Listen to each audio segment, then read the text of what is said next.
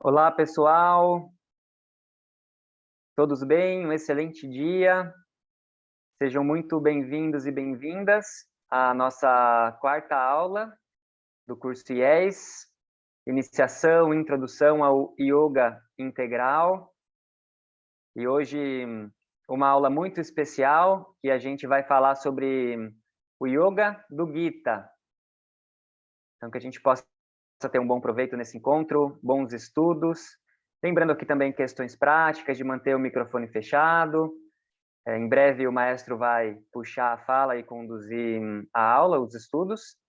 E ao final, né, se durante a aula vocês tiverem alguma dúvida, alguma reflexão, no final da aula teremos espaço para esse compartilhamento. Então, durante a aula vocês anotem e ao final a gente esclarece essas dúvidas com o maestro Marcelo. Tá bem? Então, é isso. Tenhamos uma excelente aula. Vai lá, maestro.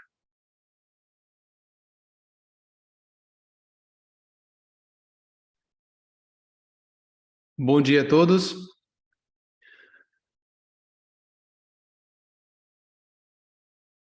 Vamos dar início a essa aula, nova aula do curso IES, Yoga, Educação e Espiritualidade. Primeiramente, agradecer os mestres, todos os mestres das tradições dessa disciplina, em especial os mestres do Yoga Integral, Sri Aurobindo, a mãe, e todos os discípulos, até o mestre Ramesh Bijlani, quem preparou esse curso em inglês, como parte das comemorações do 150 aniversário do nascimento de Sri Aurobindo, e também, vocês sabem, né, que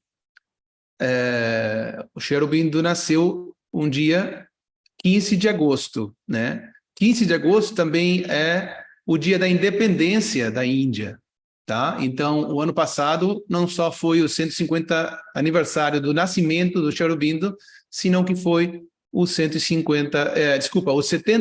aniversário da independência da Índia, tá bom? Então, por essas duas ações, esse curso foi inspirado pela mãe e pelo Sri Aurobindo em comemoração desses dois eventos. Agradecer o mestre Ramesh, honrando essa parceria que a gente tem faz muitos anos. Ele não quer que fale isso, mas eu me considero um discípulo dele, um estudante dele. Eu admiro muito ele, adoro ele. E bom, e como também uma celebração dessa conexão nessa vida, eu tento disponibilizar e ajudar a divulgar todo o lindo trabalho profundo, rico que ele tem feito, principalmente para facilitar o acesso aos ensinamentos dos mestres do Yoga Integral. Bom, agradecer ao pessoal da escola, Raquel, Luciana, aqui, o pessoal da Consciencial, Prema, Lucas, lá no Brasil, que a gente forma a equipe, né, desse curso, e graças a todos eles podemos estar aqui com vocês e disponibilizar toda essa informação, esses conteúdos que são muito ricos mesmos. Bom, hoje temos a aula do Yoga do Gita, Yoga do Bhagavad Gita, que é parte do Yoga Integral e é a parte essencial do Yoga Integral. Então, essa aula vai ser muito interessante. Infelizmente, estamos com alguns problemas de Wi-Fi, tá bom? E exatamente agora a internet está marcando aqui que está um pouco instável. Então, antes de começar a aula, tá bom? Formalmente, vou dar uma paradinha aqui, uma pausa na gravação, e vamos começar. Vou deixar a palavra com Prema um pouquinho e vou reiniciar, né, o Wi-Fi para não ter problema na aula. E isso também vai ajudar. Estou vendo que várias pessoas estão estão entrando ainda na sala, tá? Então, peço alguns minutos de licença para vocês, para testar mais uma vez, mas é melhor fazer isso e não ter problemas durante a apresentação das apostilas e mais, tá bom? Então, só um pouquinho de paciência, é melhor tentar mais uma vez que ter que cancelar a aula, tá bom? Então, deixo a palavra com o Prema, vou sair um pouquinho aqui para testar mais uma vez o Wi-Fi.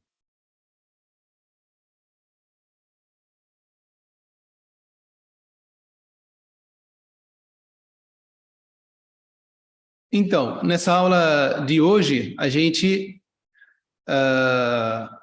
ia falar do Yoga Integral, mas decidimos falar primeiro do Yoga do Gita, do Yoga do Bhagavad Gita, por uma razão lógica, que é que o Yoga Integral é uma integração dos yogas, né? Então, temos que falar primeiro do Yoga do Gita, e para poder depois integrar tudo isso quando falemos na próxima aula do Yoga Integral. Então, mais uma coisa, antes de começar especificamente com o tema, é em relação a esse curso, né? Esse curso é um curso de iniciação, né? Quer dizer, é um curso, uma introdução, né? Não é um curso de formação como que vocês já conhecem, e não no sentido de que não é o objetivo do curso, né? Então, a gente agradece muito e fica muito feliz de saber do interesse de vocês por receber mais coisas, ter mais informação, acesso aos livros e tal, mas não é esse o contexto para isso, né? Como eu falei o outro dia, para a gente poder aprofundar tudo o que vocês gostariam nos temas, a gente precisa fazer um curso de formação, né? Então, o objetivo desse curso, como foi anunciado desde o começo, é um curso de iniciação, e que para um curso de iniciação, esse curso é realmente bastante profundo. Mas, bom, mais do que isso, vai além do alcance do objetivo do curso. Mas já podemos anunciar para vocês, não os detalhes, mas sim, vamos dizer, a atividade, que muito provavelmente, no segundo semestre desse ano, a gente vai dar um curso de formação em Yoga Integral, que vai ser organizado por Prema, e a gente vai dar juntos com também outros professores. Depois Prema vai anunciar formalmente, informar em detalhe. Então, e nesse curso, sim, o objetivo vai ser aprofundar em todos esses temas com o tempo necessário e com a quantidade de aulas necessárias para isso. Vocês podem ver que cada aula nesse curso de iniciação tem um tema, né? Então, mas realmente para aprofundar, para dar material para vocês poderem ler, estudar, precisamos de várias aulas também, né? Imagina se eu dar todo o material que a gente está compartilhando, vocês não conseguem de hoje para terça, para quinta-feira, ler o material, estudar o material, não dá, entendeu?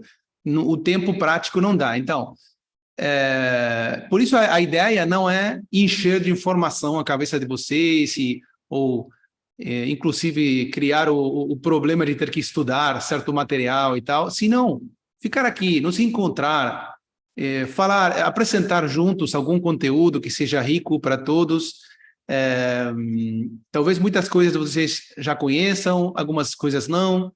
Então, nos encontrar frequentemente para compartilhar certos conteúdos, refletir juntos e assim aprender que é realmente o objetivo do yoga. Então, a gente faz com muito carinho, com muito agradecimento, muita devoção, né? Porque esse conhecimento ninguém criou, né? Ninguém de nós criou. Mas acreditamos que todos juntos podemos fazer uma coisa boa a partir disso, né? A gente, na produção,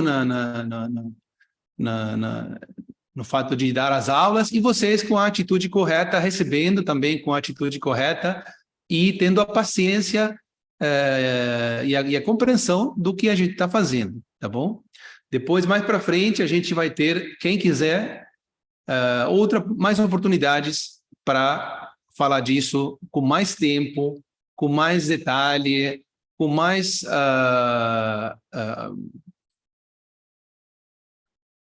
dentro de um curso de formação. Tá bom, então, a maioria dos livros que o mestre Ramesh apresenta ou fala nas aulas são parte de nosso curso. De fato, nosso curso está baseado no curso do mestre Ramesh na Índia, né? Porque, por isso, a gente está alinhado com os ensinamentos do Yoga Integral e com os cursos que o mestre Ramesh dá no Sri Aurobindo Ashram. Agora não dá mais, né? Porque não quer ter aquele compromisso, mas ele faz coisas mais específicas com certas pessoas. Mas o conteúdo de nossos cursos não é outro que esse. Obviamente não é o único, né? A gente, e pessoalmente eu gosto de incorporar, de adicionar outras coisas, mas assim, a coluna vertebral, a parte central dos nossos cursos é a visão do Yoga Integral, e principalmente através dos ensinamentos, dos textos do mestre Ramesh. Então, quem quiser aprofundar e receber e ler tudo isso com tempo, no contexto adequado, no momento adequado, bom, isso vai acontecer na formação. Então, vamos lá agora para a nossa aula de hoje, que é o Yoga do Bhagavad Gita. E uma última coisa, vocês viram que as apostilas, estou falando também para quem não está ao vivo, né? Para quem vê isso, quem assiste depois a aula gravada, vocês viram que as apostilas não são um texto. A apostila é referências para falar sobre isso, né? Para refletir. Então, dá para perceber qual é o objetivo do curso. É muito rico, mas a ideia é uma introdução. Então, vou compartilhar essas apostilas aqui e vamos começar a falar sobre esse tema que é um tema muito lindo e que vai ajudar também a compreender o que a gente já falou.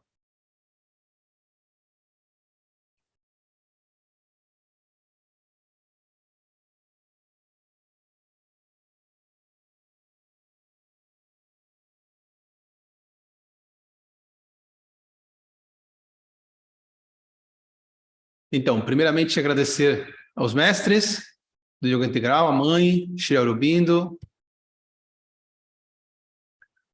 esse curso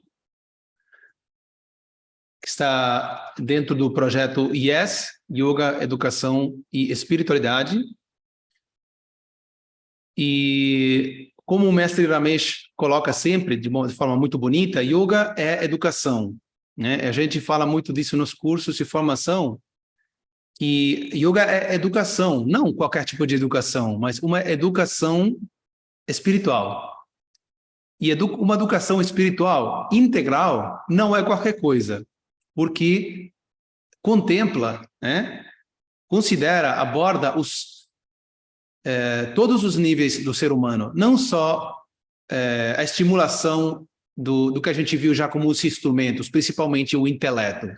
A educação integral coloca o ser psíquico na frente, e tem orientações específicas para cada nível do ser humano, para o nível físico, para o nível energético, para o nível emocional, para o nível intelectual, para o nível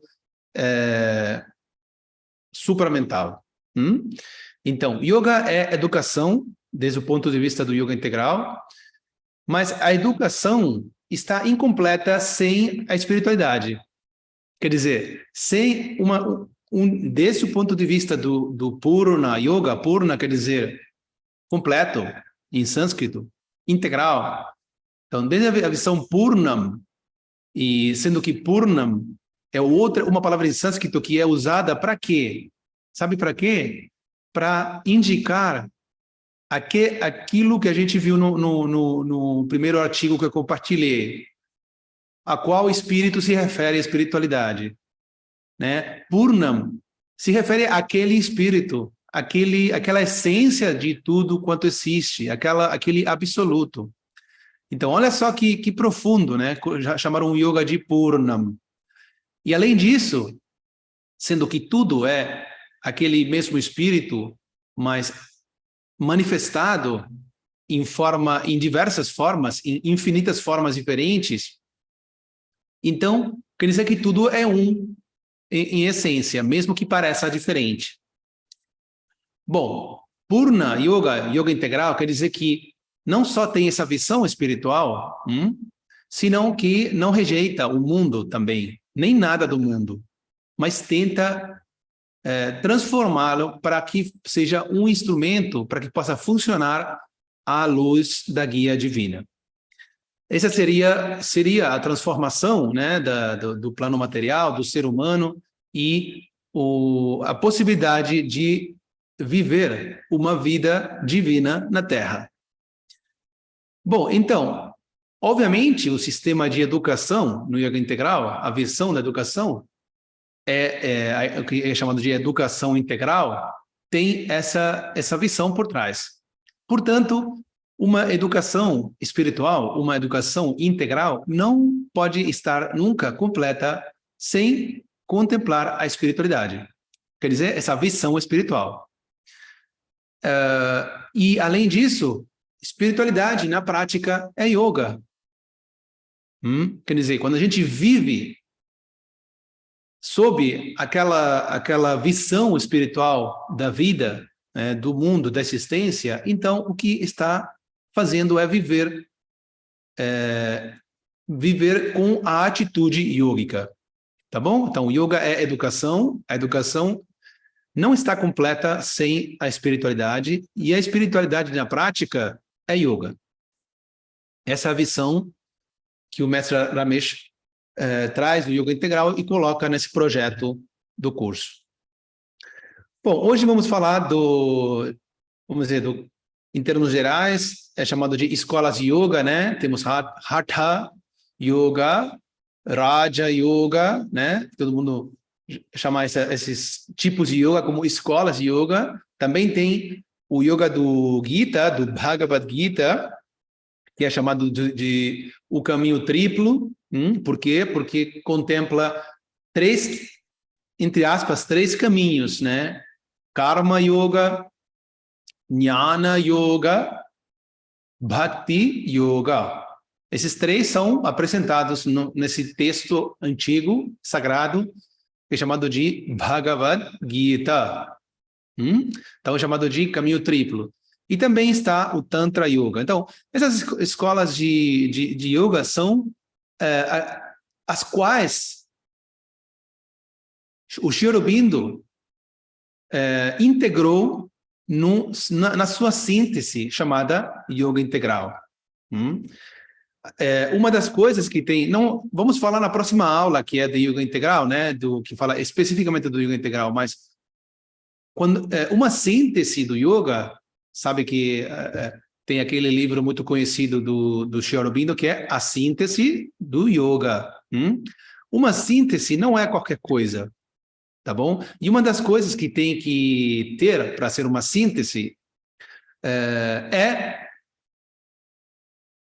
pegar a essência de cada tipo tradicional, de cada sistema tradicional, tá bom? Então, o yoga integral, muitas vezes, desse lado do mundo, é apresentado como um tipo de yoga a mais, como um yoga, ou um tipo de yoga, uma mistura, né? Um tipo de Raja Yoga, ou uma combinação de coisas, onde você pode ter liberdade de fazer o que você quiser e não tem restrição nenhuma.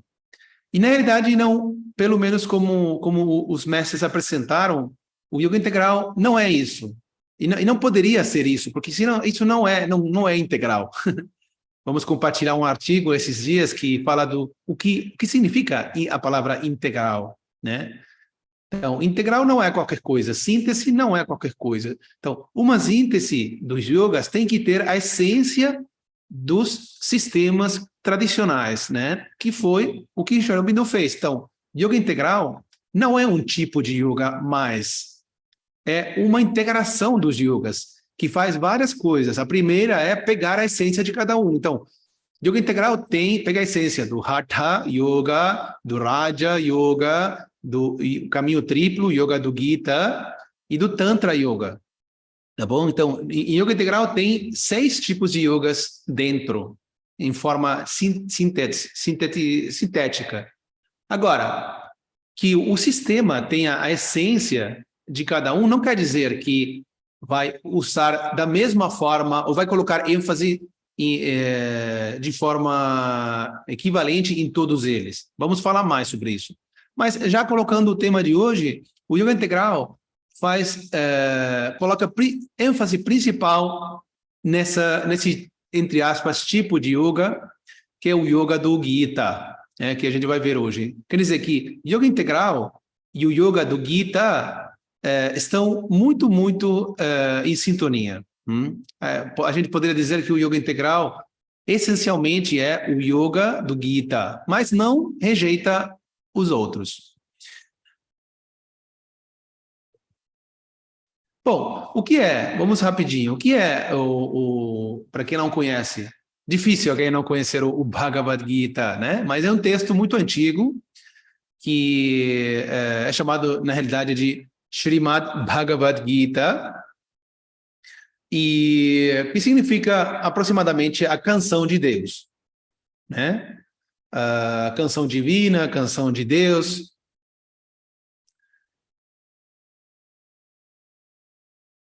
E está apresentado como uma história, né? Tem, vamos dizer, o ator principal, os 2 atores principais, que são o Shri Krishna e Arjuna.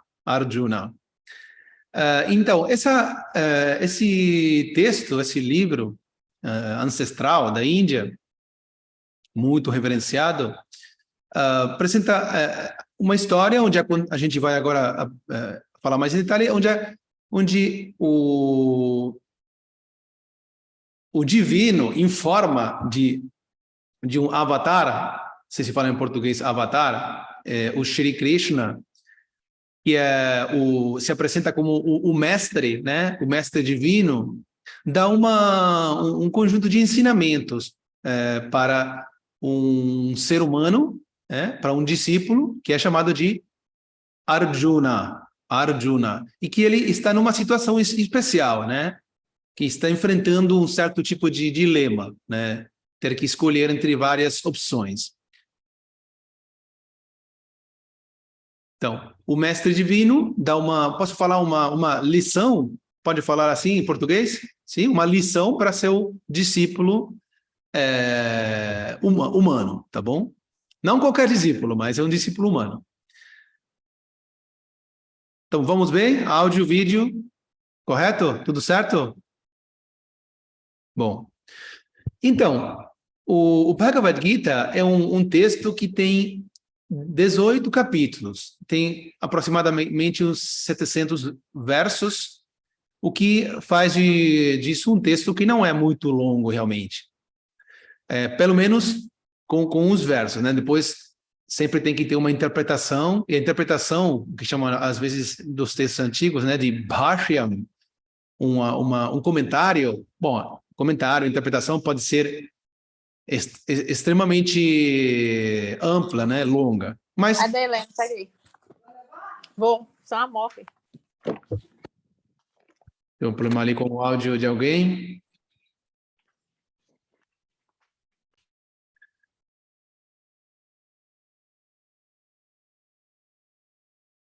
Então, qual é a situação porque é importante a situação, o contexto da história para entender, vamos dizer, as implicâncias, né?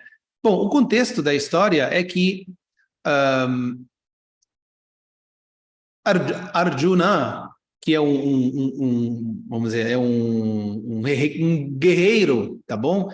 Ele enfrenta um dilema bastante delicado para ele, né? De ter que decidir entre dois tipos de ações que são opostas entre si, né?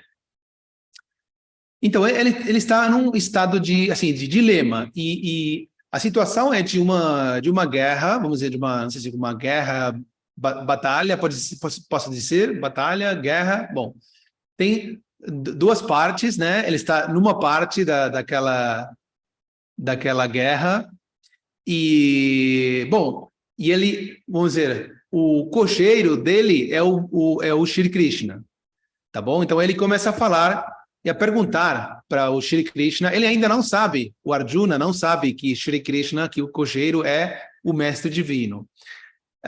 Mas, então, de um lado está ele, e de outro lado estão os oponentes, vamos dizer, e a guerra está por começar, mas ele está num estado de dilema e ele não quer agir. Por quê?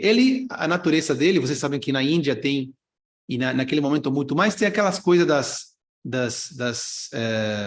dos estratos sociais, chamam de, não sei se em português chamam de castas, bom, mas que as castas, bom, Arjuna era da casta dos guerreiros, né? Kshatriya. E ele, como guerreiro, tem a obrigação, vamos dizer, o dever dele é defender o justo do injusto, tá bom? Então, chega um momento que a história, depois de que são esgotadas todas as oportunidades de não ir para uma guerra, para a batalha, né?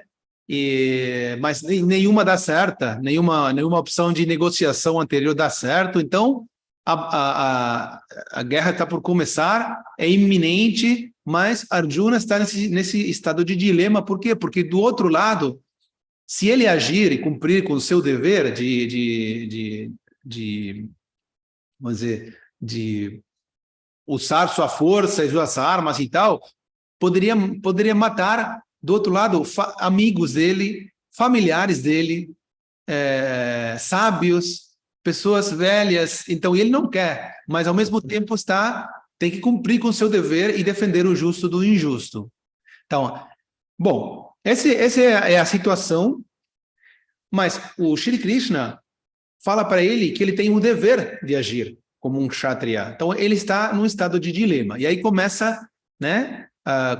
Não começa, continua a história. Não quero me estender muito. Vamos continuar. Então, o yoga do Gita, do Bhagavad Gita, provavelmente seja um dos primeiros, ou não primeiros, mas livros mais antigos que fala de forma tão completa e profunda sobre yoga. Mas é o Gita um livro de ensino de yoga? Bom, obviamente, parece que não, mas dá todas as orientações para realmente levar essa atitude yógica para a vida. Quero fazer um parêntese aqui, porque eu acho essas aulas tão importantes, porque não tanto hoje, mas no mundo, né, o mais comum até hoje em dia, mesmo que isso esteja sendo cada vez menos, yoga, como a gente falou nas aulas anteriores, é muito associado com exercícios, né? Como a gente falou na introdução do yoga. Então, você fala de yoga e já imagina alguém fazendo posturas, meditação, algum mantra. Tudo bem, isso é parte do yoga. Mas é só o que a gente falou, né? A parte externa, o visível. Mas, na realidade, se a gente explora um pouquinho mais em detalhe, não é praticar um tipo de exercício ou fazer uma técnica específica o que vai determinar realmente se a gente está fazendo yoga ou não. Por isso que eu acho essas aulas as mais importantes. Por quê? Porque essa visão não rejeita as técnicas. Ao contrário, vai ressignificar as técnicas. Vai colocar elas no lugar certo e no melhor lugar possível. Por quê? Porque se a gente não compreender que o yoga, primeiramente, não é só técnicas e que o ênfase principal do yoga não está nas técnicas, então fica muito limitado e até distorcido, né? A gente pode ficar confundido muito tempo e fazer nosso progresso espiritual, nossa evolução muito mais lenta do que poderia ser. Muito mais lenta e com muito mais esforço. Então nesse texto tão antigo, Yoga do Gita, onde através da história, né, o mestre divino, o Shri Krishna, vai revelando os ensinamentos, né, necessários para que um discípulo humano, uma pessoa humana, né, que poderia ser qualquer um de nós, possa viver o yoga. Então, a simbologia é de uma história, né, e do mestre divino, né, o Shri Krishna, e um discípulo humano que poderia ser qualquer de nós. Então, vamos considerar o Gita, em que aspectos o Gita, vamos dizer, é um livro sobre yoga, né? Bom, primeiramente, sempre foi dito que o Gita, tanto como a Bíblia falando em português, né? Bíblia, podem ser, ou são mesmo, dois dos livros mais traduzidos na história da humanidade, né? A muitos idiomas. Bom, o Gita tem um atrativo universal, né? Hoje em dia, a gente pode ver pessoas de diversas culturas sentindo conexão com os ensinamentos no Gita, né? Bom, e por que tem esse atrativo universal? Primeiramente, é um texto que, para falar tudo o que fala, é bastante breve. São só 18 capítulos que podem ser, se forem traduzidos só assim, tipo, literalmente, os versos, não vai ser um livro muito grande, não, né? Vai ser um livro para levar no bolso, né? É um livro que é amigável para os estudantes, por várias razões. Porque não faz muito ênfase nas técnicas, por exemplo. Não faz muito ênfase nas técnicas, nem no objetivo final. Por exemplo, no Raja Yoga, é colocado muito ênfase no Samadhi, né? Que é o último anga, né? Do Ashtanga de Patanjali. Então, é colocado muito ênfase. Então, a pessoa pode pensar que a pessoa não tem as qualificações necessárias para chegar lá, que sempre pode ficar muito longe. Ao contrário, o Bhagavad Gita, ele coloca o ênfase, a atenção aqui e agora, em que cada passo que a gente dá é importante e nos leva, nos ajuda a chegar mais perto do objetivo final, que temos que colocar atenção mais atenção na atitude com que a gente faz as coisas e não tanto no destino, né, no objetivo final. Permite a pessoa começar onde ela esteja, quer dizer, não precisa de nenhuma qualificação especial que sim precisa para o Hatha Yoga, para o Jnana Yoga. Além de qualificações para esses sistemas, precisa de muito tempo, né? Porque os resultados, para alcançar os resultados no Hatha Yoga e no Raja Yoga, precisa de muito esforço de prática. Ao contrário, como a visão do Gita, a visão de levar o yoga para a vida, vai aproveitar as situações que a pessoa tem na vida para colocar a atitude yógica e ainda mais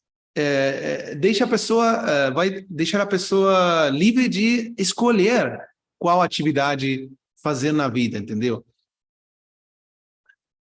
Então, todas as coisas ajudam a pessoa ter mais que o Gita tem um atrativo maior, porque, vamos dizer, a pessoa sente que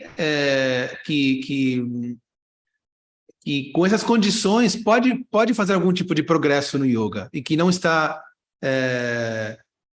muito longe. Bom, também o contexto, né? Um contexto de uma história, então uma história que simbolicamente representa a situação de qualquer ser humano, né, na vida, que enfrentamos dilemas de um momento a outro. E uma história sempre, o que faz uma história permite transmitir conceitos ou uma mensagem mais complexa, mas de uma forma simples, né? Sempre transmitir as mensagens através de histórias é muito mais bonito e mais fácil de compreender.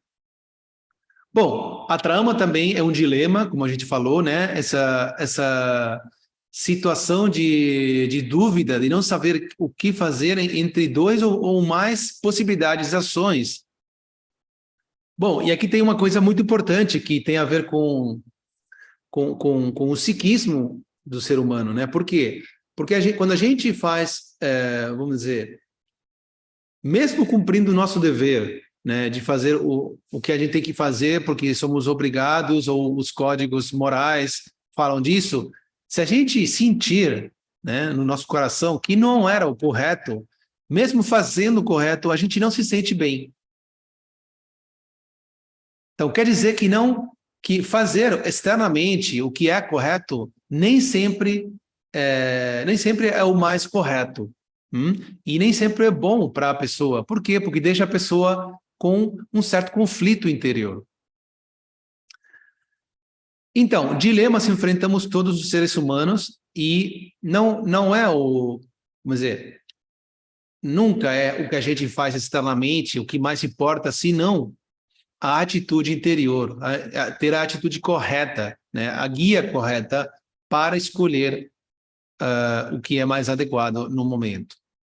Então, como a história tem um dilema de uma pessoa, de um ser humano, né, comum, mesmo que Arjuna era um ser humano bastante evoluído, então faz que a pessoa possa sentir certa sintonia, né, com a história. Bom, também tem a certeza da intervenção divina, quer dizer que quando se a gente procurar a guia divina, ela vem, a resposta sempre vem. E bom, e tem um aspecto que faz o atrativo universal do Gita, que é muito especial, e que até o Sri Aurobindo falou.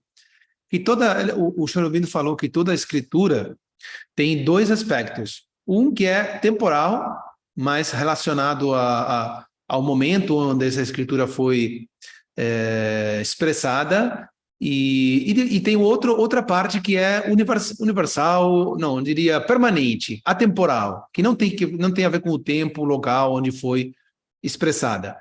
Bom, e o Bhagavad Gita, no Bhagavad Gita, a parte atemporal, permanente, é quase todo o livro.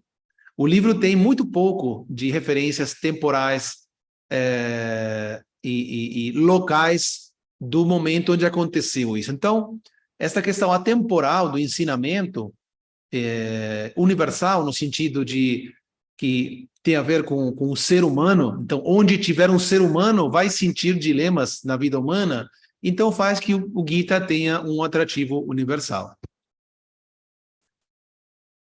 Bom, com a guia, como a gente falou, o Gita tem 18 capítulos que estão divididos em 3 partes de 6 capítulos cada um. E cada um tem um ênfase principal e uma sequência muito lógica.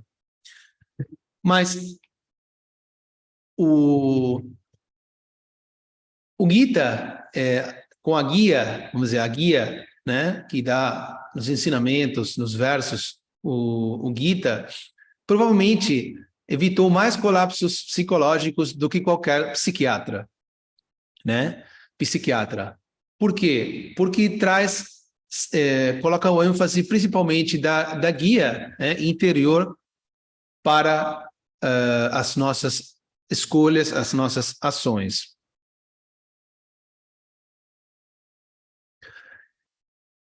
as pessoas, ao longo dos tempos, as pessoas têm se refugiado nos ensinamentos do Gita, né? Procurando, quando tiveram problemas, né? Dilemas ou sofrimentos, né? Muito grandes, buscando consolo, né? Buscando respostas bom, eles têm sempre recebido a resposta.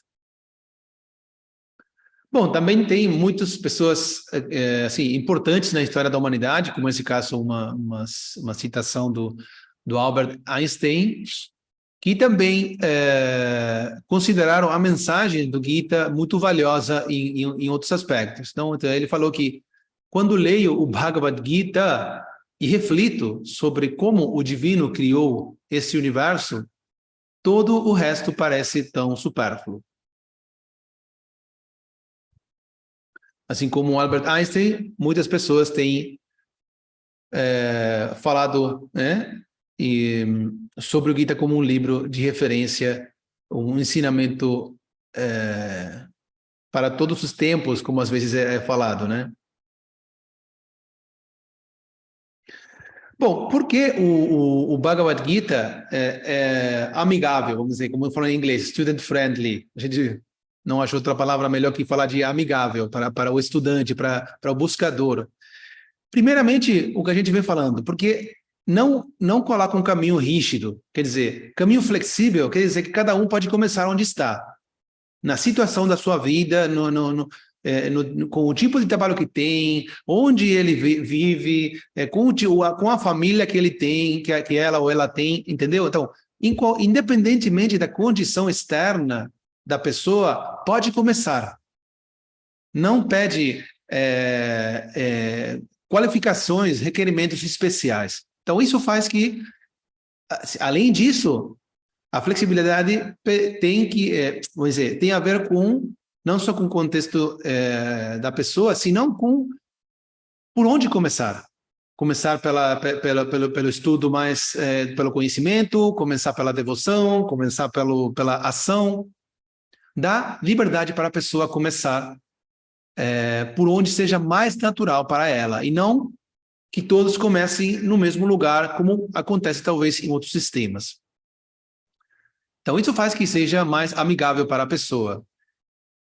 Segundo, coloca ênfase não num objetivo final, como a gente falou, tá bom? Mais importante é a direção da caminhada do que o objetivo final. Coloca ênfase no passo a passo, em que e o valor, e transmite o valor de cada passo, por mais pequeno que seja.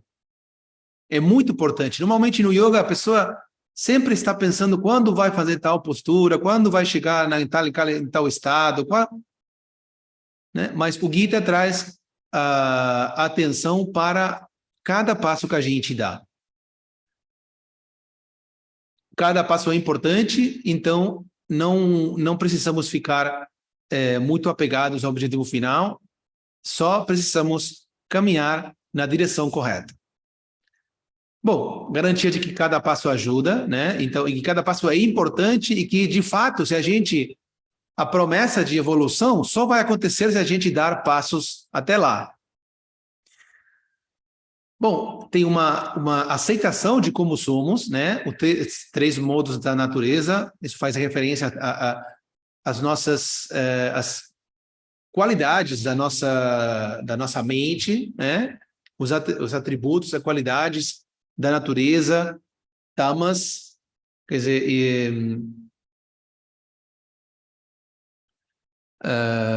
esqueci a palavra em português, como seria? Inércia, como seria em português? Como falam? Rajas Inércia? Inércia, pode ser. Tem essa palavra em português? Inércia? Sim, bom, quietude, inércia, e depois tem rajas, atividade, ação, e sattva, conhecimento e equilíbrio, ou atividade, ação iluminada. Bom, sattva, rajas, tamas são as 3 qualidades da natureza que estão combinadas de uma maneira muito específica no ser humano. E isso dá o que a gente chama de talvez podemos chamar de Swabhava, né? A natureza da pessoa. Cada um vem com uma combinação específica disso, e por isso tem certas inclinações na vida, tá bom? Então, não seria bom que uma pessoa, colocar a pessoa num caminho que não é natural para ela, por sua combinação. Seria uma coisa que iria contra a natureza das coisas, né? Mas muitas vezes acontece. Então, o Bhagavad Gita não só aceita como somos, por quê? Quer dizer, quero fazer aqui uma aclaração. Aceitar não é dizer, bom, tudo bem, isso acontece, tudo bem, aconteceu assim, o que a gente vai fazer? Não. A aceitação é com compreensão. Quer dizer, a gente está compreendendo que, primeiro, tudo é um. E cada manifestação na diversidade do mundo é esse mesmo espírito em forma de, e que tudo segue uma ordem, que está, vamos dizer, administrada pela inteligência divina. Então, se uma pessoa veio para esse mundo, nesse momento, com uma combinação específica, então, vamos dizer, é perfeito que seja assim, não tem nenhuma coisa ruim lá. É assim e é parte do ordem universal. Então, a gente aceita, o Bhagavad Gita aceita com compreensão. O olhar do Bhagavad Gita bom, essa combinação única que tem a pessoa, que é diferente do resto, é uma expressão do ordem divino. E tem que ser assim. Então, não podemos levar a pessoa para um caminho que vai contra a sua natureza. Entendeu? Nunca vai acontecer alguma coisa harmoniosa com isso. Então pensemos se algum sistema quer impor um conjunto de metodologias rígido para todo mundo, vai contra a natureza das coisas. Isso é a mensagem do Gita. Então, todos os sistemas são maravilhosos, mas temos que perceber quem é a pessoa que vai usar esse sistema. É bom para ela? Não é bom para ela? Então, a partir da aceitação de como somos, o Gita dá flexibilidade para começar em diferentes lugares, dependendo dessa natureza, dessas inclinações.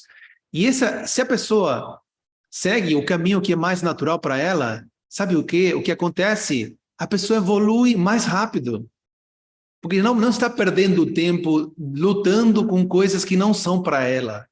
E ainda mais acontece frustração, porque a pessoa pode pensar, ou alguém pode dizer também para a pessoa, você não serve para esse caminho, você não serve para essa disciplina, você tem que fazer outra coisa. Ou a pessoa pode pensar, eu não posso me beneficiar do yoga porque eu não tenho isso, não consigo aquilo. Entendeu? Então, tá tudo isso é parte de uma grande distorção. Então, o Gita apresenta de forma muito clara, cada um tem uma combinação única, parte do ordem universal, cada um tem que escolher o caminho que seja mais natural para si mesmo, não ir contra a sua natureza, nem contra a natureza das coisas.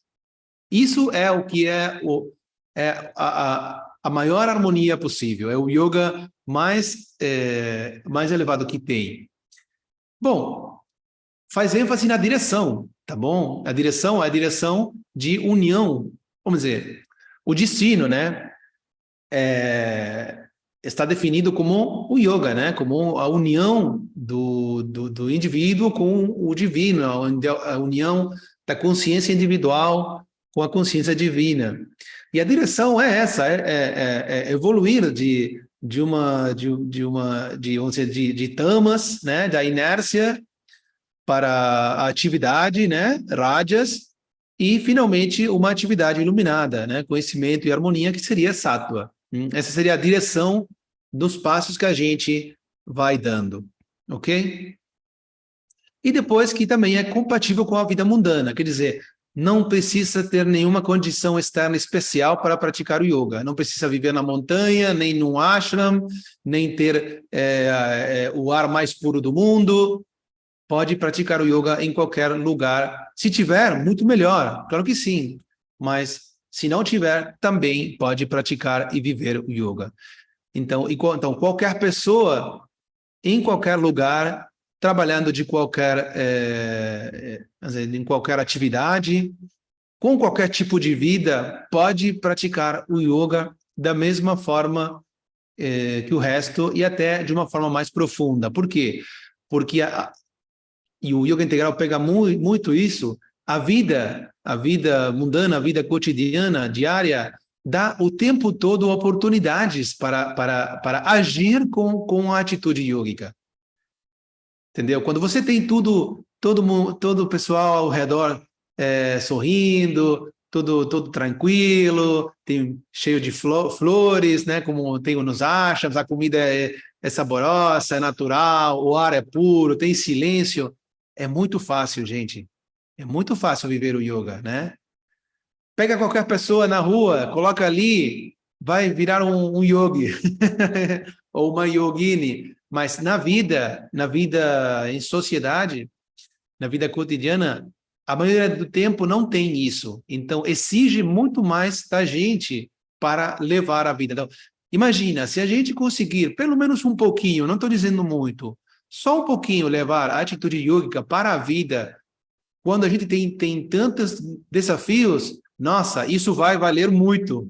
Vai ter um valor muito grande, porque depois, se a gente pode viver no meio desses desafios um pouquinho do yoga, imagina quando todas as coisas vão bem, quando tudo é bonito e lindo, maravilhoso, tranquilo, né? Vai ser muito tranquilo. Bom, temos agora muitos, como o livro Bhagavad Gita é um livro que foi traduzido a muitos idiomas, né? É um livro muito conhecido, tem muitos comentários, né? Que foram feitos para o Gita, e aqui a gente vai ver por que é tão interessante também a visão do Sri Aurobindo sobre o Gita e que está condensada num livro dele. Bom, mas a maioria dos comentários tendem a ser unilaterais, quer dizer, algumas pessoas fazem ênfase ou falam de que o Gita tem vamos dizer, que o Gita fala mais da ação, do caminho da ação, a gente já sabe, chamamos de Karma Yoga. Outros falam que é um livro que fala mais, ou faz ênfase no conhecimento. Outros falam que um livro que faz referência principalmente à devoção. Outros à renúncia ou à falta de renúncia. Bom, e cada um, para sustentar sua visão, vai pegar alguns versos, né? E vai dizer, o Bhagavad Gita é um livro que fala principalmente da ação, porque olha, esse verso, esse. Bom, cada um vai falar isso. Mas, na verdade, o Gita fala dos três. Por isso é o caminho triplo, né?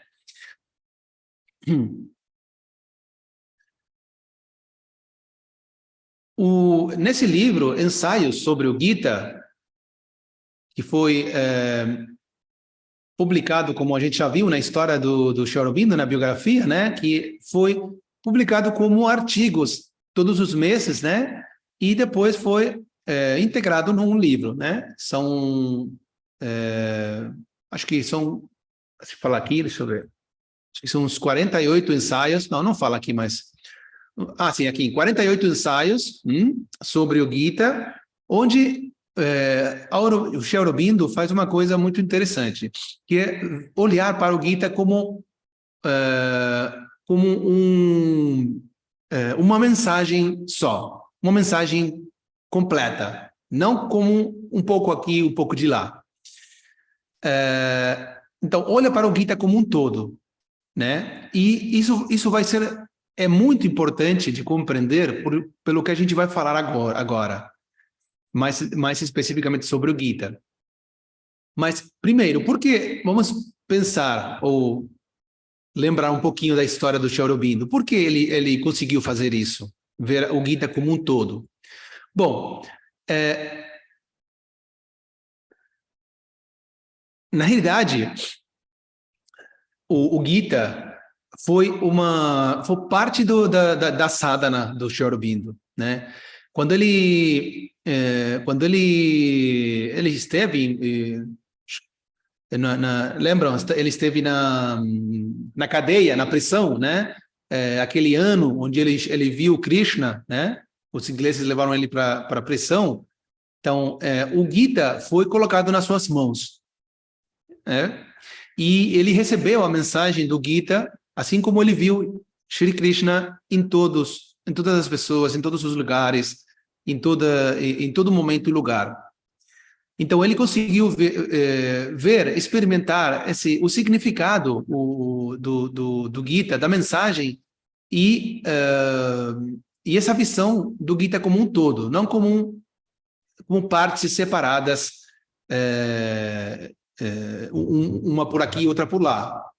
Então, nesses 48 ensaios, o Sri Aurobindo, uma das coisas que ele faz é trazer essa visão integral do Gita, como um todo. E essa visão faz a diferença. Por quê? Já vou falar aqui. Porque, na realidade, além do Gita falar dos 3 caminhos, Karma Yoga, caminho da ação, que a gente já pode falar, Jnana Yoga, Bhakti Yoga, né? Conhecimento, devoção. Mas ele explica que mesmo que tenha esses 3 caminhos sejam apresentados, na realidade, esses 3 caminhos finalmente são um só. Não são 3 caminhos, são um só. Desde 3 vias diferentes, se quiser.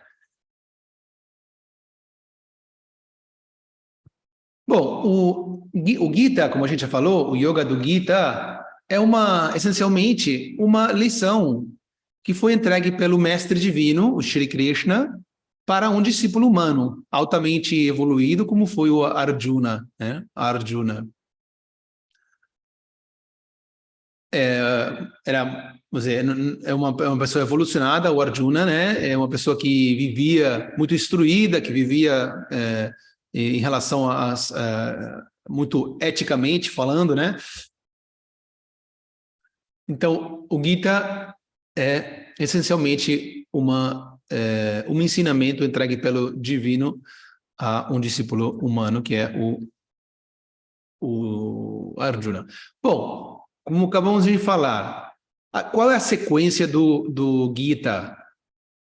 Falamos no começo que o Gita tem 18 capítulos, divididos em 3 partes de 6 capítulos. Os primeiros falam da ação, que em sânscrito é chamado de karma, uma das palavras para indicar ação.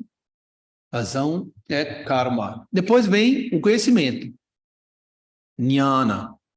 E depois vem a devoção, bhakti. Bom, por que essa sequência?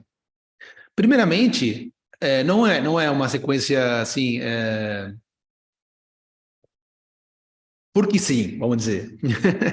Tem uma lógica. Por quê? Porque Arjuna, sendo ele um guerreiro, né, um kshatriya, ele era uma pessoa da ação, de ação, né, voltada para a ação. Uma pessoa com uma qualidade rajas, né, importante. Então, como a gente já apresentou, a visão do Bhagavad Gita é começar pelo lugar mais natural para a pessoa. E como Arjuna era um kshatriya, então é uma pessoa de ação, então mais natural para ele era começar pela ação, falando da ação. Mas não, só a ação não é suficiente, né? O que ele no ensinamento que o mestre divino entrega para o discípulo, ele muito inteligentemente ele vai criando falam curiosidade em português, correto? Curiosidade, bom, vai gerando uma curiosidade no aluno por saber mais, por compreender mais. Como ele faz isso? Primeiramente, aí tem 2 ou 3 coisas que vai falando nos primeiros 6 capítulos, o Shri Krishna, e a primeira é que ele fala que você tem, vamos falar dessa forma, né, para não entrar muito detalhe. O Shri Krishna fala que você tem direito a agir, mas não tem direito ao resultado, ao fruto da sua ação.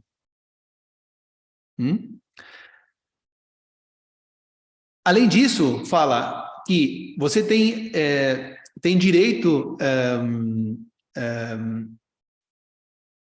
não, vamos deixar ali. Depois fala que tem que renunciar à noção vamos dizer, do ator, de quem faz a ação, né? Não é, ele fala, não é você que faz a ação. Então, com essas pequenas coisas, o Sri Krishna, o mestre, deixa na mente do aluno, vamos dizer, uma curiosidade, um desejo de saber por quê. Então, como assim? E por quê, né? Então, essa curiosidade que vai acontecendo leva ao aluno a pedir a resposta, né, para o mestre. Então, vai permitindo a pessoa de ação entrar no conhecimento. E, obviamente, conhecimento quer dizer uma compreensão mais completa do assunto. Se a pessoa de ação pode acessar um nível maior de compreensão, então isso vai ressignificar sua ação, entendeu? Tamas, rajas, sattva, né? Uma ação, depois ação iluminada, né? Então, é ali onde o mestre, o Shri Krishna, vai revelando o conhecimento e até permite que tem uma parte onde o Arjuna fala, bom, mestre, né, vamos dizer, posso entender essa informação, mas não consigo ver o significado realmente, não consigo levar para a minha vida, só posso entender intelectualmente, mas não estou verdadeiramente vendo o significado. Então é ali, se não me engano, perto do capítulo 11, que o mestre Krishna fala que com olhos humanos, né, não vai conseguir ver o significado, precisa de olhos divinos. Então é ali quando o Shri Krishna permite que o Arjuna, né, possa ver com seus próprios olhos, né, na sua mente, o significado dos ensinamentos. E como consequência, olha só como é a sequência, né? Que interessante.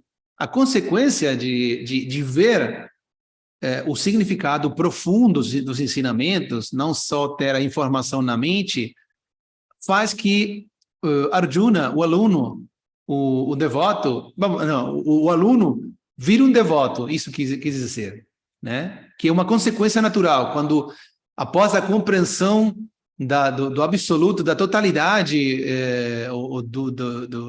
da divinidade, naturalmente, o perfume dessa compreensão é a devoção. É aquele amor, puro, né? Pela existência, né? Então, é ali que vem a terceira parte, né? O bhakti, né? A devoção.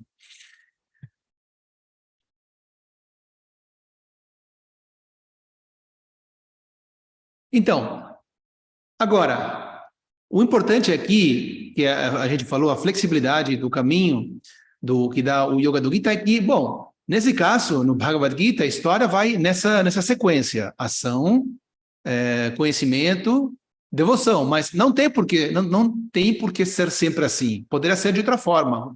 Então, suponha que uma pessoa começa com o conhecimento. Por quê? Porque é mais voltado para o intelecto, para os estudos, para a informação.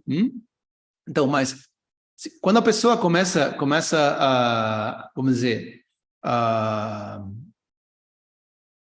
compreender mais profundamente a existência, bom, naturalmente vai começar a aparecer uma certa devoção, como a gente falou agora, né? Uma certa devoção, uma certa sentimento pode começar como uma certa admiração, maravilha, não sei como chamar, né? Mas um sentimento que não é para uma pessoa, para um objeto, nem é consequência de alguma coisa. É um sentimento muito profundo, né?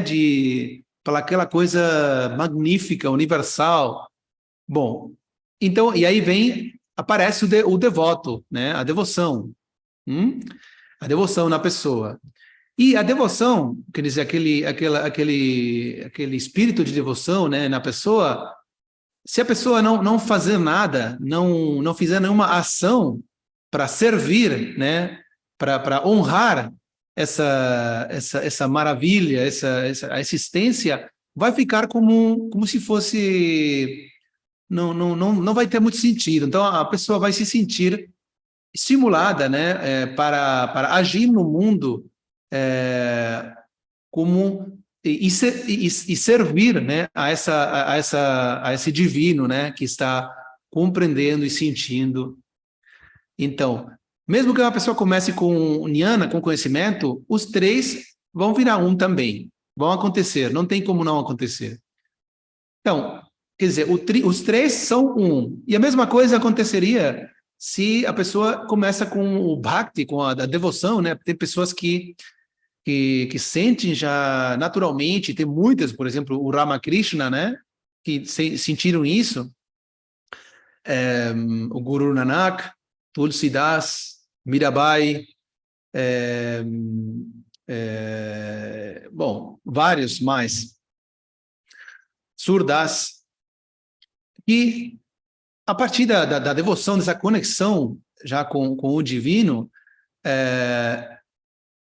sentiram essa vontade de servir, de agir, e a ação trouxe o desejo da compreensão e também a compreensão intuitiva, né, da existência. Então, nesse último caso, seria Bhakti, Karma, Jnana. Então, as três possibilidades podem acontecer dependendo da natureza da pessoa, mas os três caminhos são um. Isso quer dizer, o trino é um. Na realidade, os três caminhos são um. E mais uma coisa é que os três caminhos, o que eles usam, são os três instrumentos do ser humano. Pode ser, de uma forma simbólica, o caminho da ação, né? As mãos da pessoa, né? Ou o corpo físico, a ação, né? A ação física. O instrumento, o Bhakti usa o nível emocional do ser humano, né? As emoções. E o intelecto, né? O Jnana usa o intelecto. Os três instrumentos externos que a gente viu, esses três caminhos usam, purificam, transformam e voltam eles para funcionar na vida mundana como um instrumento do divino, para uma vida divina.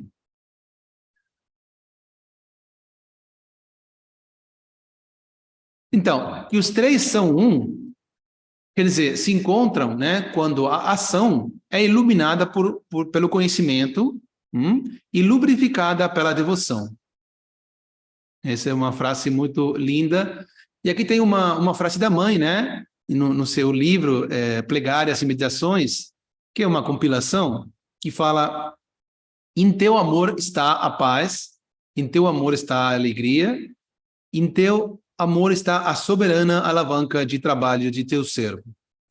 Que a última parte aqui se faz eu fazer aqui, quer dizer que a devoção, né, a devoção para o divino faz que a ação com essa devoção, vamos dizer, sincera, né, verdadeira, não tem devoção se não seja assim. E quando a gente age com devoção, então a nossa ação é magnificada por essa conexão divina, né, com o divino. Quer dizer, e qualquer coisa mínima que a gente possa fazer vai ter um efeito muito grande. Esse é o sentido de soberana alavanca de trabalho de teu servo. Quer dizer, como servidores do divino, instrumentos do divino, algumas palavras talvez algumas pessoas gostam, outras não gostam, mas o que importa é a compreensão. Como um instrumento do divino, qualquer coisa mínima que a gente faça, se for feita com devoção e conexão, vai ter um efeito muito grande. Uma oração de 23 de maio de 1914. Bom, vamos lá agora mais para a parte final. O Gita em ação, né? O Gita, como a gente falou, tem 3 partes e 6 capítulos, e o Sri Aurobindo falou que o argumento, né, do texto é um argumento em desenvolvimento, né, que vai acontecendo, que vai se revelando aos poucos.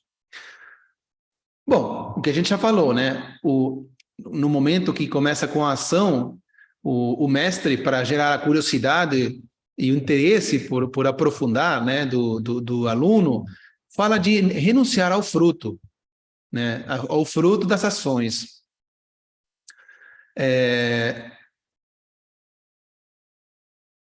E ali está revelando várias coisas. Uma é que não insistir em um resultado específico, né? Então, que a gente tem que, obviamente, a gente tem que ter alguma expectativa, né? Porque às vezes tem essa confusão, né? Entre expectativa ou não, ou fazer as ações sem expectativa. Isso não é possível. Ninguém vai fazer nenhuma ação se não tiver uma expectativa de um tipo de resultado. Por quê? Porque não vai vir o desejo para fazer essa ação. Então, o que o Gita fala é não se apegar, né? Quer dizer, se desapegar do resultado. Expectativa não tem nenhum problema. O assunto é o apego ao resultado. E a gente está apegado ao resultado quando a gente insiste em um tipo particular de resultado.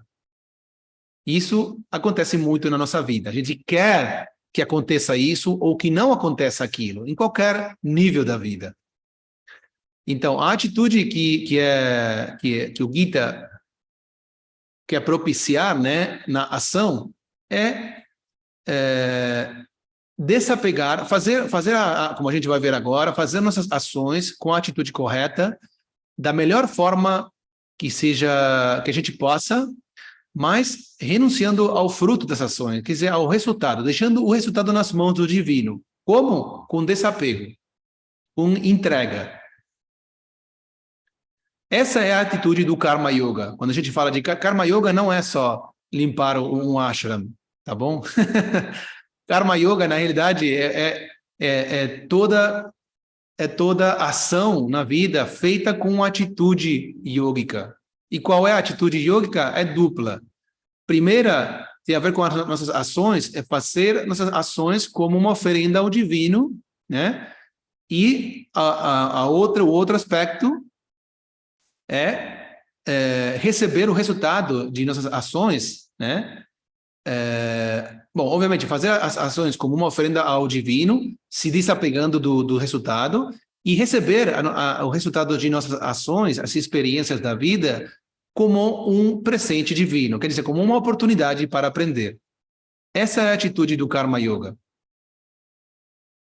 Pode ser, e a gente pode levar essa atitude para, não sei, para quando a gente está cozinhando em casa, ou quando a gente está trabalhando em uma oficina, ou na rua, ou dando uma aula, em qualquer momento, porque tudo é karma.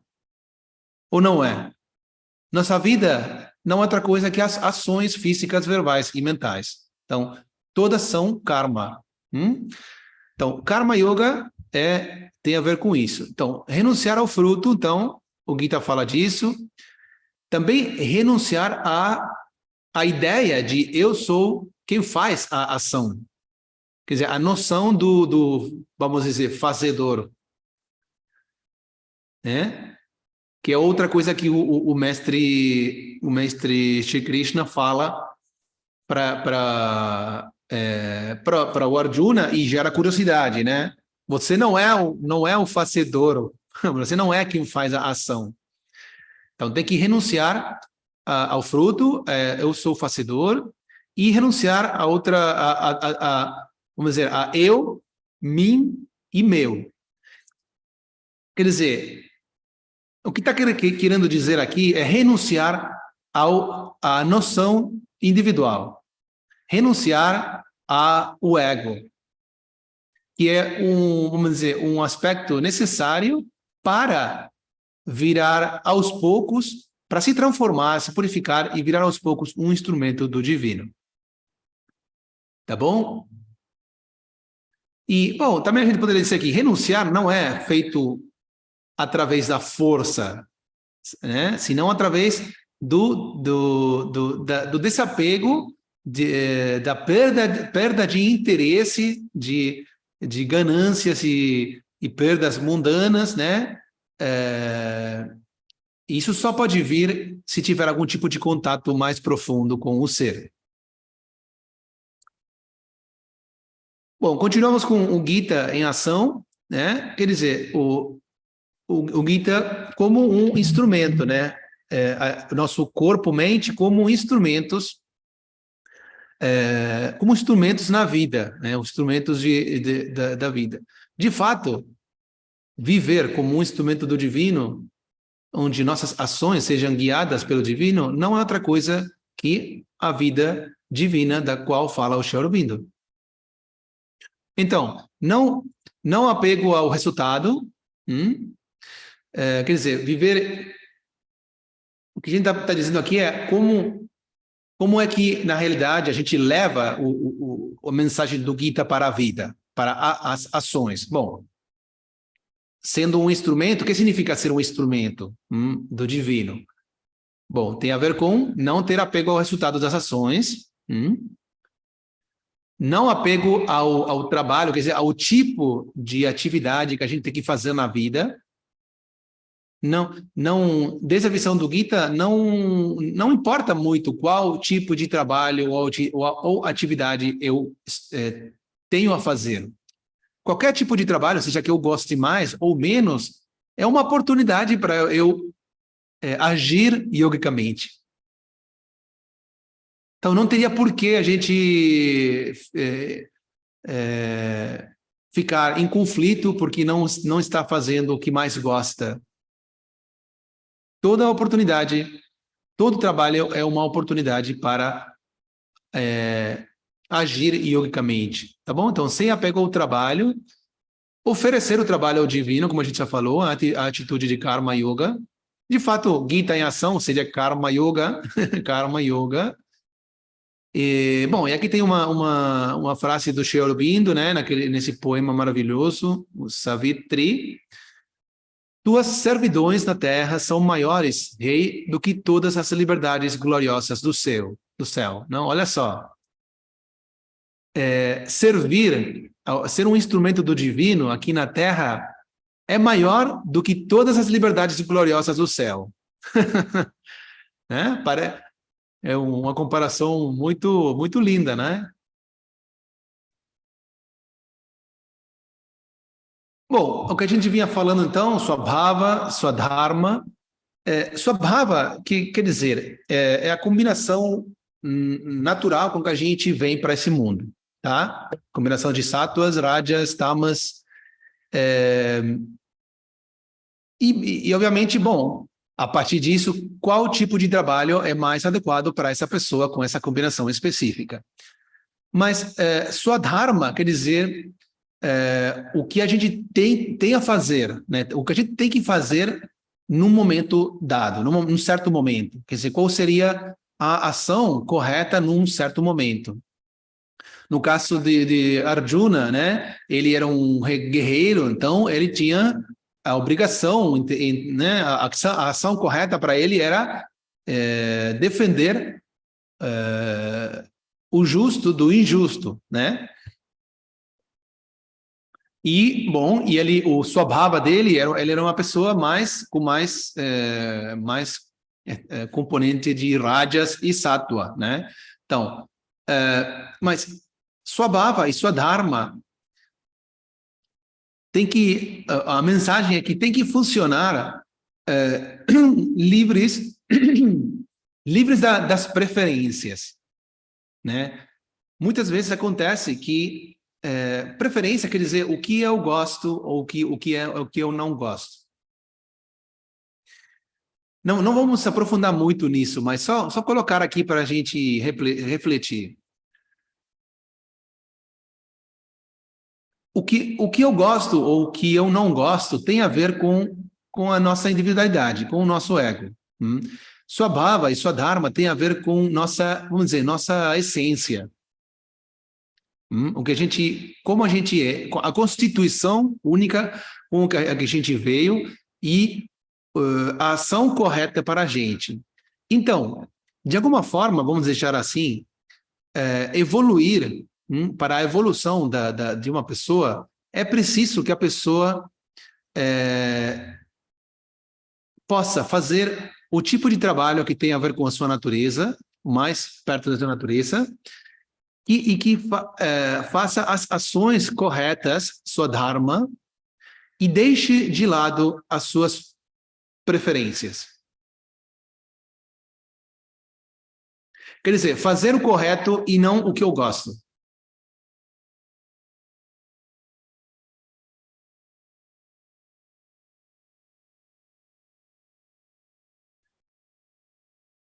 O que tem o Gita a falar sobre o dever? Bom, como cumprir nosso dever? Bom, isso já foi falado de alguma forma, fazer nossas ações, nossas atividades de uma forma desinteressada, com desapego. E o que quer dizer isso? Fazer ações de forma desapegada, desinteressada, sem cair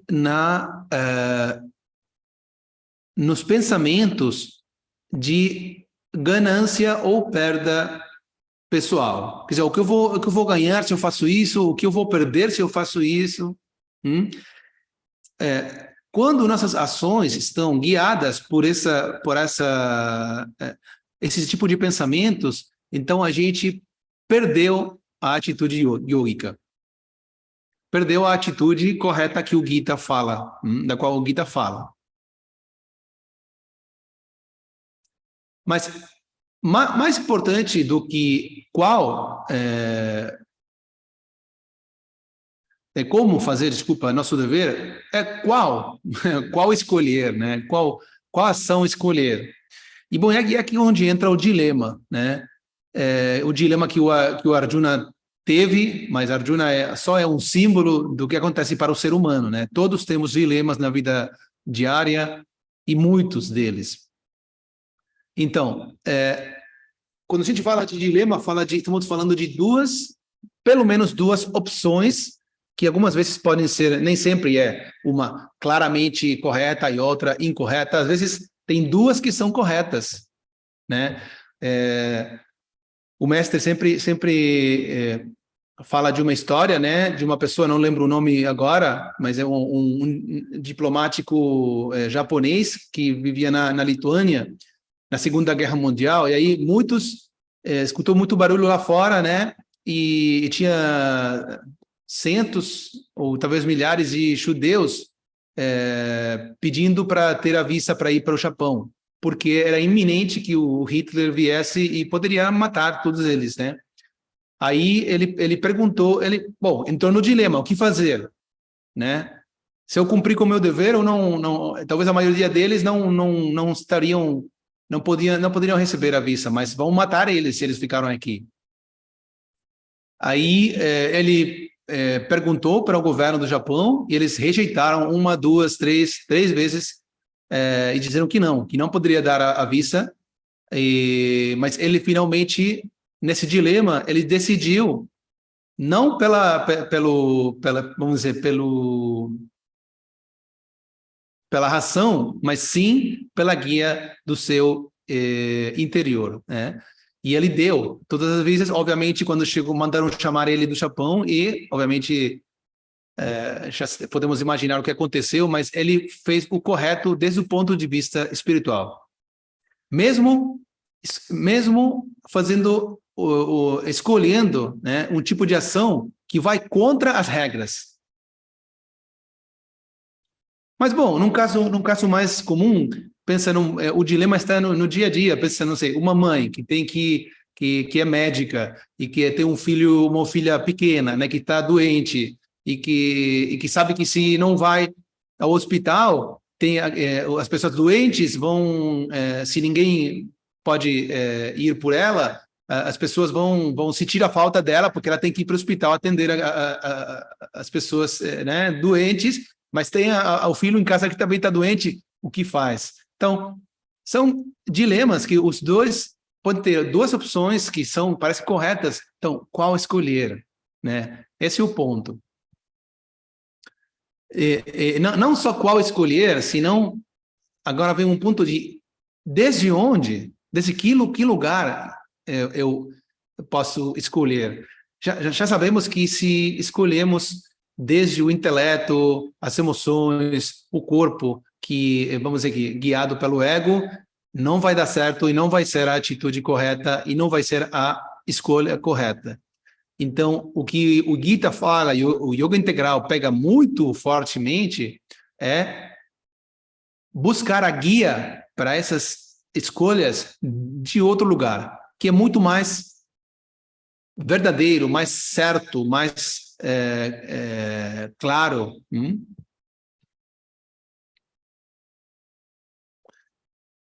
E bom, o ponto aqui é como saber, né, também, quando a gente quer buscar essa guia, como saber qual é o dever divino, como saber qual é o tipo de ação divina, né, que está guiada pelo divino, que é a escolha correta. A gente muitas vezes pode dizer, bom, eu quero, mas como que eu posso saber? Bom, essa resposta vem do Krishna lá pelo capítulo 18, o último, né, para o final do texto, onde ele fala para o Arjuna, abandona, né, todos os dharmas, quer dizer, todos os códigos éticos, etc., etc., e se refugie em mim. Quer dizer, vire um com mim. Que tua mente e a minha mente sejam a mesma. Quer dizer, vire um comigo, desculpa. Abandonando todos os métodos, as regras, os dharmas. Bom, obviamente, olha só, essa revelação vem no final do livro. Depois que deu muitos ensinamentos e muitas compreensões. Quer dizer que não é a mesma coisa falar isso para uma pessoa que está começando que para uma pessoa que já está no final do caminho, entendeu? Pode ser interpretado de duas formas diferentes. E agora a gente vai falar por quê. Mas o aspecto importante aqui é como a gente, primeiramente, como a gente percebe a guia divina no nosso interior? É o que a gente já falou. A expressão divina no nosso interior é a alma. Especificamente, o aspecto dinâmico da alma é chamado do ser psíquico. Tá bom? Então, quando a gente quer procurar a guia divina no nosso interior, é a guia do ser psíquico. A voz que vem da alma, da nossa essência, que não é a voz do intelecto, nem das emoções, nem da energia, nem do corpo, está além da mente, muito além dos pensamentos. Essa voz é uma voz mais suave, mais que está lá no fundo, mas não é muito difícil de ser escutada, né? A maioria das vezes está ali, só que a gente não escuta, segue mais rapidamente as outras vozes, mas a gente acalmar um pouco a superfície da mente e escutar, essa voz está sempre ali.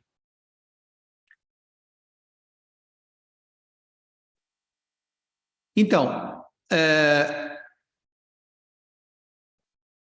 quando a pessoa começa a ser guiada por essa voz do ser psíquico, né, os instrumentos, corpo, mente, começam a funcionar sob a guia do ser psíquico e começam a ser instrumentos para agir no mundo de uma forma divina. Não só as ações são as corretas, que trazem resultados corretos, bons, quer dizer, para a gente e para os outros, que produzem harmonia, senão que nesse processo a pessoa vai experimentando algum tipo de transformação, né? Quer dizer, quando o intelecto, as emoções, o corpo, a energia vão agindo, guiadas pelo ser psíquico, vão atravessando um processo de purificação, até que chega um momento em que esses três instrumentos, corpo, mente, quer dizer, intelecto, emoções, viram viram uma voz só, né, para expressar essa guia divina. Então, a mensagem do Gita tem a ver com isso, né? Nos mostrar como usar os instrumentos e como esses instrumentos que a gente falou e usar eles de uma boa forma, de uma forma correta, boa, que possa propiciar a evolução, né? E a espiritualidade na vida. Aqui tem mais uma frase da mãe, né? Conceda que eu possa fazer o melhor que puder, né? Que esse é o assunto, né? Na ação de fazer o melhor que puder, que eu puder, né? O melhor que eu puder. Não é o melhor que for possível, né? Senão o melhor que eu puder.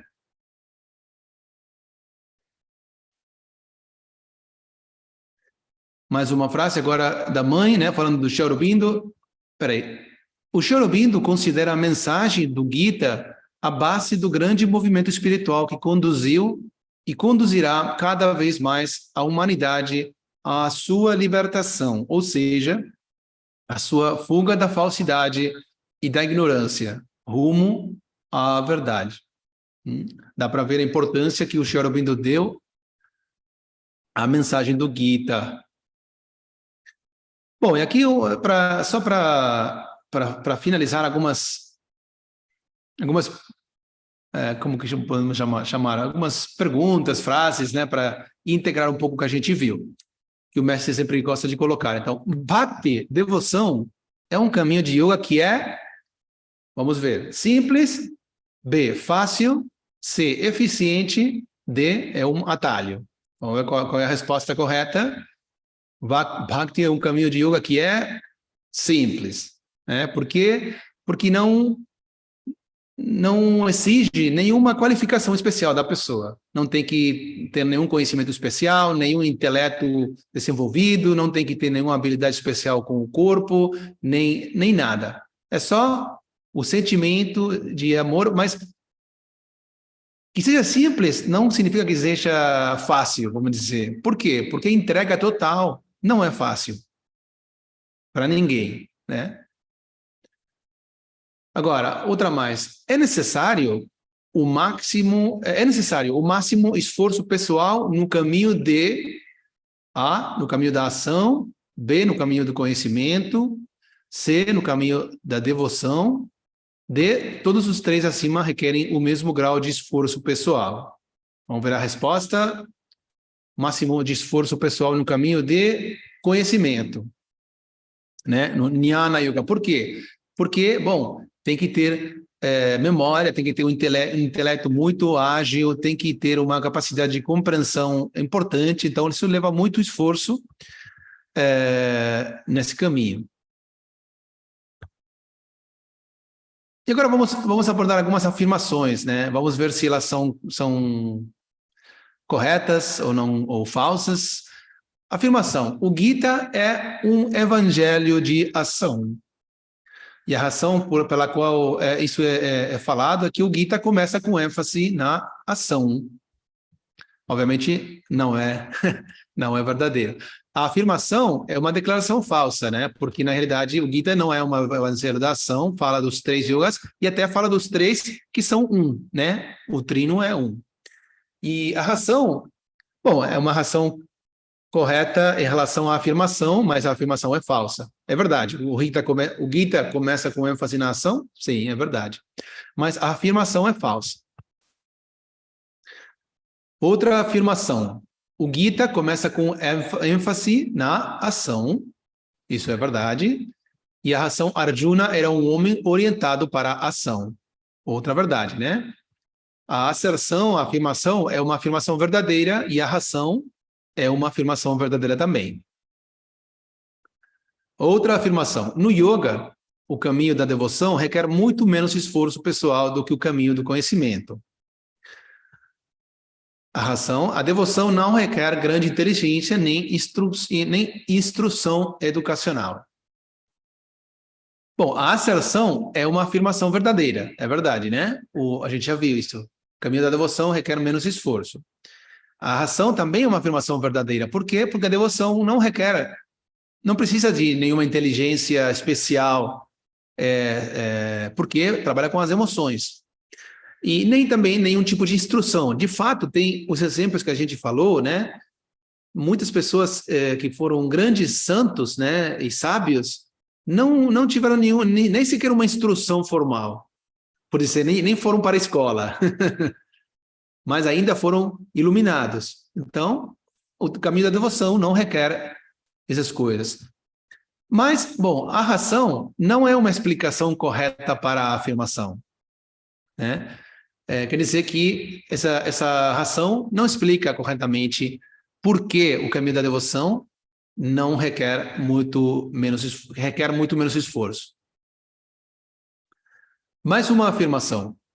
Faça o que o Krishna interior diz pode ser uma doutrina perigosa.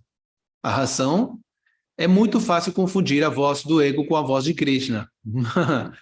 Um tema muito, muito interessante. Bom, isso é muito importante. Não é que agora já a gente sai para a rua, né? E agora bom, então tudo que a gente sentir vai ser a voz de Krishna, vai ser a voz do divino, então eu vou fazer tudo o que ele falar.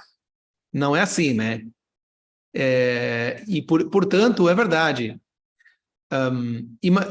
Só de pensar isso, né? Que a história do Gita como exemplo, o Arjuna, que já era uma pessoa bastante evoluída, precisou dos 18 capítulos para chegar numa instrução, né, onde, no final do final, né, o Shri Krishna fala para ele, abandona todos os dharmas e vire um comigo, né? Então, quer dizer, que é a mesma coisa que dizer, né,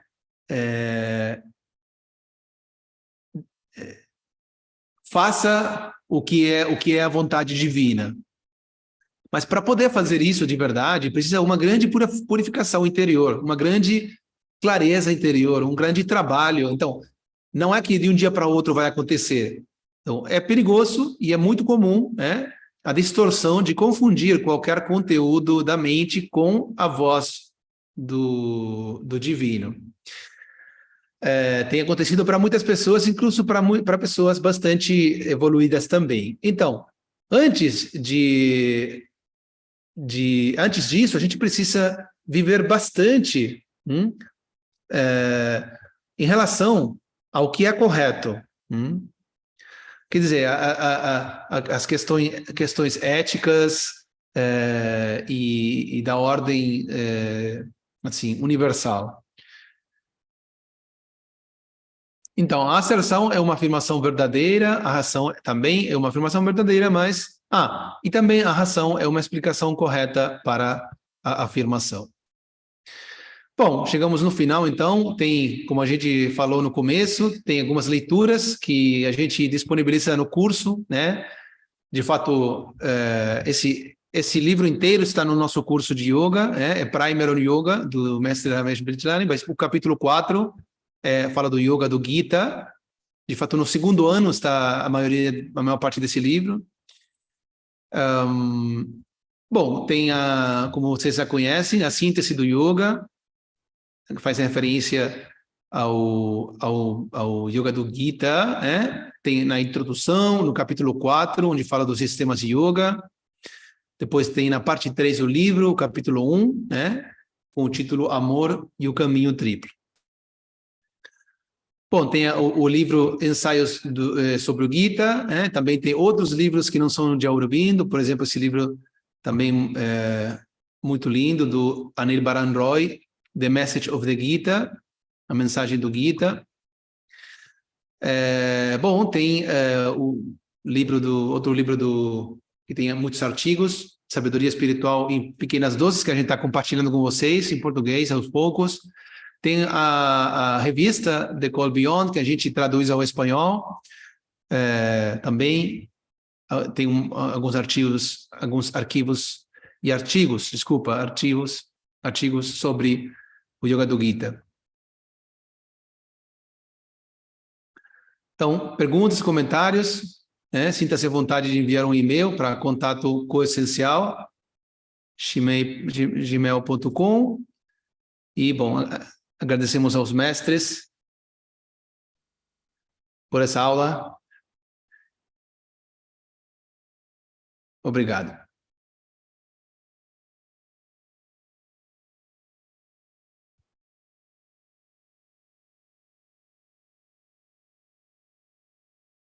Muito bom. Então, fica aberto para comentários, alguma pergunta, quem quiser.